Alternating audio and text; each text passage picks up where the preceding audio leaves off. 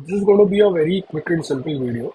So, what a lot of people I see do not know about when it comes to properties in HubSpot is, especially for properties like countries, is that you do not have, especially for countries like the United States, you do not have to like create a drop down with and copy paste each of those states for creating the drop down.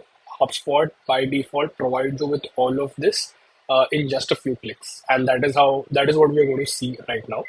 So if I go to settings and if I go to properties and I create properties, let's say I'm creating the billing country over here. So if I click billing country and this is deal information, and if I go to field type, so this obviously would be a drop down select.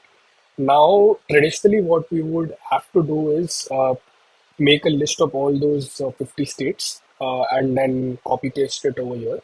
But over here, there is this small hack. If you click on load options and under presets, if you search for states, the United States, I click load options. Ta-da! We have all the 50 states over here in just like 2 or 3 clicks. So that is how easy it is and how fast you can do it. So this was just like a quick hack for those who didn't know. Thank you.